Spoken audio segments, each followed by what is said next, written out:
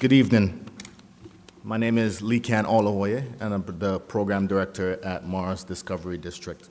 Glad to be here with you today. Today I'm going to talk to you a bit about developing talent in Africa and how developing young talent in Africa can lead the world. But before I start that, let me tell you a bit about me. Like many of us in this room, my story started in another country. I was born in Nigeria. My father and my mother immigrated to Toronto to study, and after getting their education, they went back home with their two small kids. While there, they had me. A year after I was born, my father passed away. That story of a widow of three small kids doing well in that Nigeria is not heard a lot. She struggled. She had to split us up. And even with the community, the family supporting her, it took her 8 years to be able to come back to Toronto. Why did it take so long? Why did she have to come back?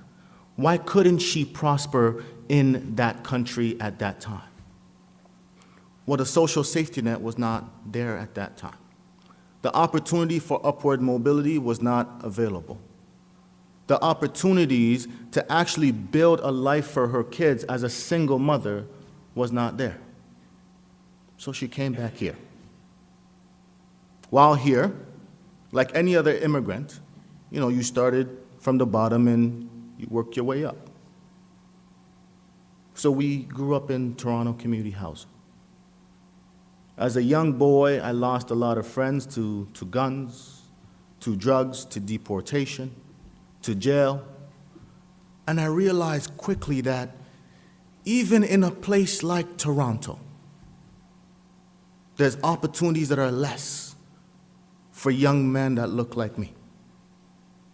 In places like Rexdale, like Jane and Finch. And even through all of that, you know what? We were able to make it. Although we struggled, although my mother had to work many jobs, go back to school to become a nurse, we were able to eventually do well. My sister is now a director at the City of Toronto. My brother is an engineer at TELUS, and I have the privilege of leading a department at the Mars Discovery District here in Toronto. But my story is all over this room. Some of you had to leave countries in Africa because of opportunity, because of lack of, because political leadership does not recognize the holistic reality of upward mobility. That it goes beyond the individual, but collectively, if we do better, right, we raise the status quo. That bribery is not just enough for you, but if you can actually ensure that your employees do well, the country does well. This realization of a lack of safety net actually leads to a brain drain. Imagine what myself and my siblings could be doing right now in Nigeria. Imagine what we can be giving back to the economy. Imagine what the supports of a social worker can be right now for young men and women in that country.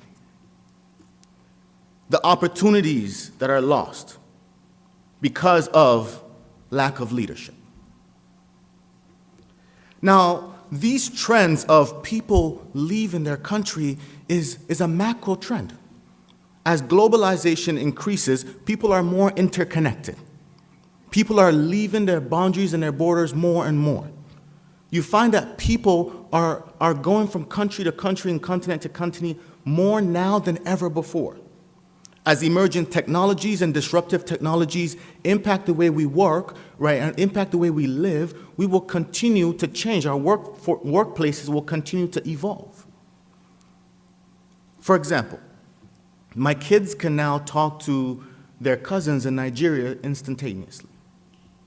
In my days, my mother used to stay up till 3 a.m. dialing 3 or 4 or 5 times to get that same call. When she was studying here, it was letters.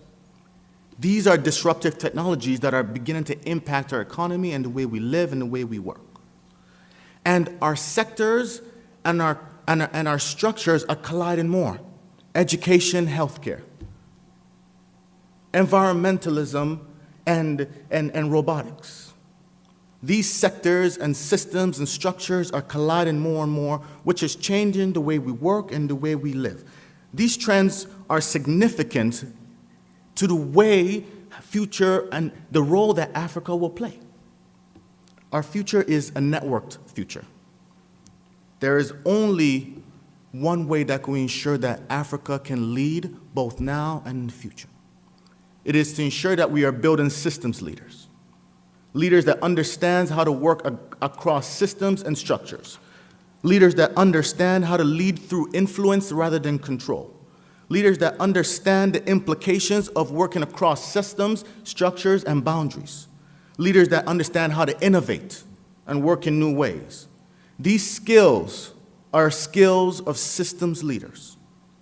This new economy requires both economic and social outcomes. It's not good enough just to look at one anymore. The duality is required for us to do well. Now, to retain talent, we need to build safety nets. We need to ensure upward mobility. Not only can Africa retain talent, Africa can actually bring in new talent if we build these social and economic safety nets. The way we do that is by ensuring that we are tapping into the most impactful natural resource on the continent. It's young people. There was a stat that was given me recently that 50 to 60% of the population on the continent is under the age of 25. Imagine the incredible opportunity that represents. Imagine what will happen if we build the next generation of systems leaders that will impact their economy and impact their societies. Imagine if we can build the skills that will actually retain and keep talent in our continent. In order for Africa to lead, we must use the most significant resource, our youth. The stakes are much too high. For Africa to thrive and to lead in this century, we need to begin now by building this generation of young leaders. We need a new form of leadership.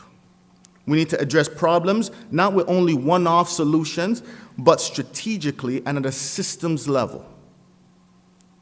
We are to teach systems leadership and systems intervention. In order for Africa to lead today, we need to ensure that our young people are building those skills now. And in order for us to lead, we need to ensure that we support our young people to lead. Let us follow our young people as they lead, and they lead Africa as Africa leads the world. Thank you.